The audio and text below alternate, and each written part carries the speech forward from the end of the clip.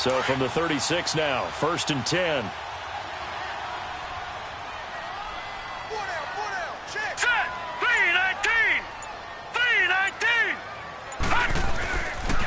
On the counter, here's McCoy. And he'll lose yardage on the play.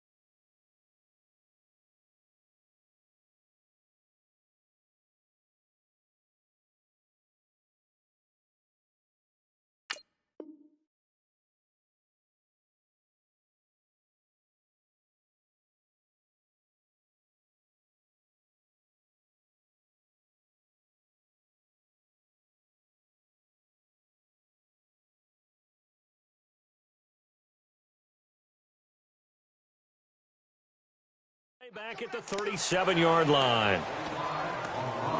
Blitz.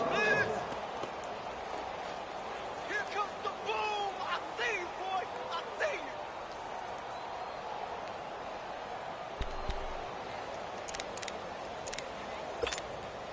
you. They don't need to run another play here before the 2-minute warning.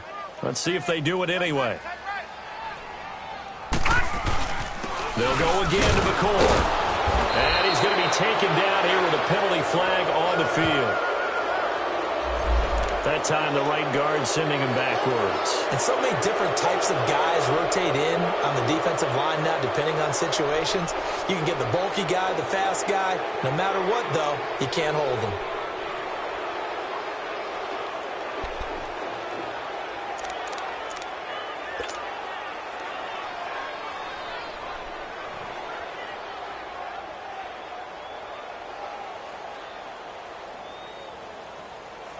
Now they face a 2nd and long following the holding penalty.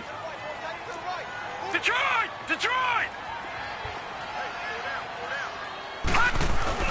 After the penalty, it's McCoy. Trying to bounce it outside, but he's only able to get it back to the line of scrimmage. Time for a break. We're back to finish this one off after this. Now, this is a big 3rd down, and you'd have to think we'd see a timeout right away if they can't stop him here. Gone! All right, now, lucky 56.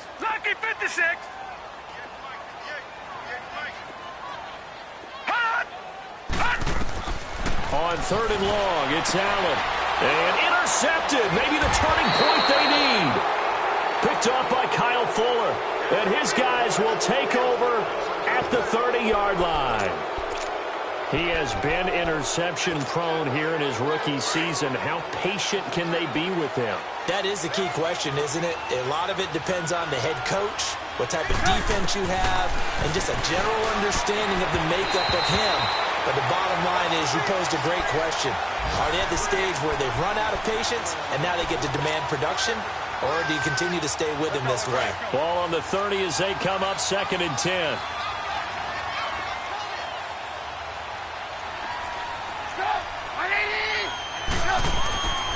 2nd and 10. It's Trubisky again.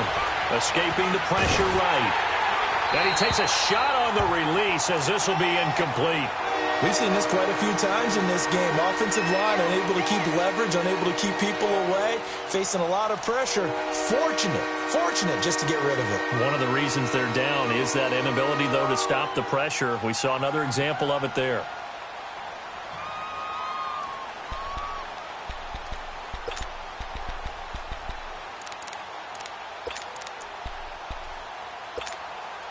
The Bears on third down. They've hit 2 for 4 thus far. This is 3rd and 10. They run play action for Howard. Now Trubisky. Throw left side complete. That's Burton.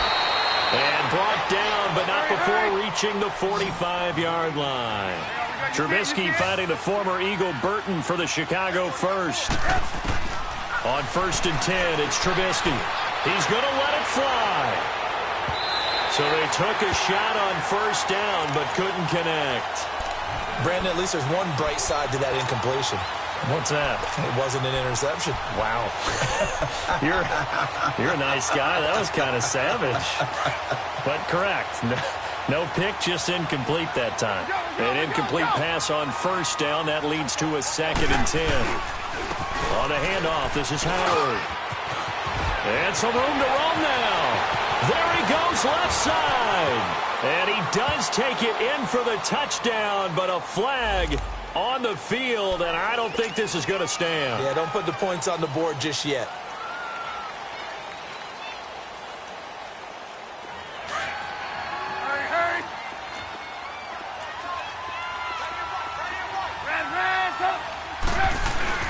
Throwing once more, it's Trubisky. They'll roll him out right. Wide open receiver complete. And he takes this one down almost all the way to the 30. And a nice gain at 21 yards. As a general rule, offensive linemen like to know where their quarterback's going to be when he's setting up to throw the football. But sometimes they just have to get on the run, get on the move. He was able to do that on that play and picks up a 1st down with a nice throw. He couldn't quite hold it. Got hit. Ball pops out. Incomplete. We have not seen a whole lot of wide-open receivers. Everything seemingly has been contested. And that's another nice job there to force an incompletion. They've been very cohesive, knowing each other's moves all game long, and they've been on the spot just about every time. And they've held them in check on the scoreboard. Lock it. 2nd and 10 now. It's Trubisky.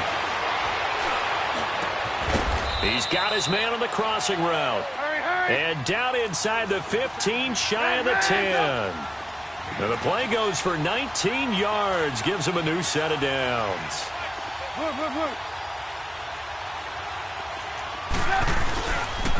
Again to Howard. And they'll go backwards here. Losing yardage to the 14.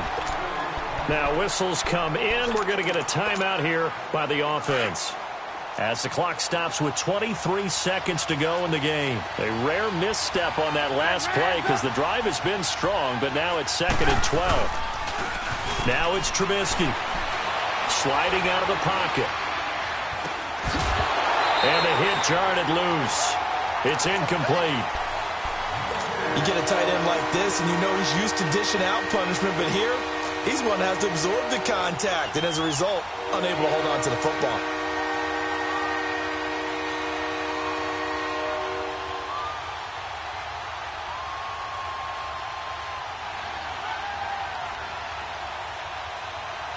The Bears on 3rd down. They've converted 3 out of 5 thus far. This is 3rd down and 12.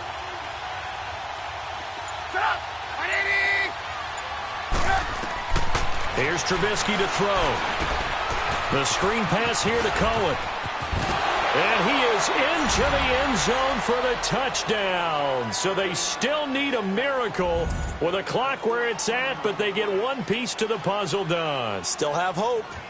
I'm not sure win-win is the proper term here, but it certainly felt like it. They got the touchdown they needed, but if I'm on the defensive side of the ball, okay, you got the touchdown, but it sure took you a long time. Yeah, because offensively there, you're probably hoping for a 1 to 5 play drive. That one ate up a little more time than they were hoping. You're exactly right, and if you have that 1 to 5 play drive, you actually build up momentum and even more hope. When they had to slog their way downfield, they got the touchdown, but it's almost like, yeah, you know, doesn't feel right. Exactly. So looking at this situation, you should have time for the onside kick and then at least one play.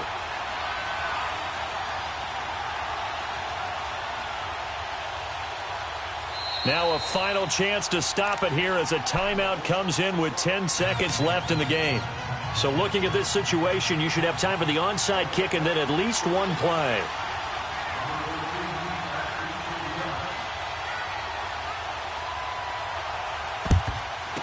is going to be recovered by the hands team.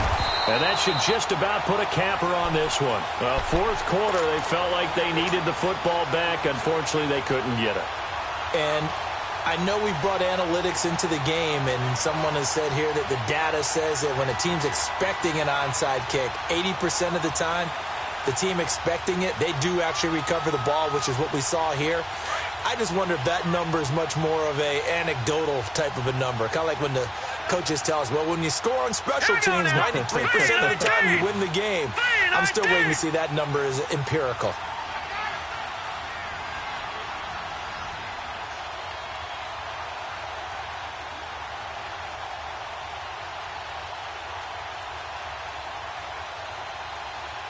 Detroit! Detroit!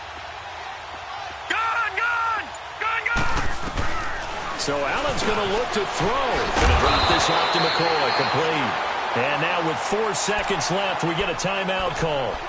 Everyone's got to be able to catch the football. Doesn't matter what position you play, but if you're on offense, be aware a ball may come your way. Oh, now look at this. They're lining up to add 3 more. A little insult to injury here late in the game. And now with 4 seconds left, we get a timeout call.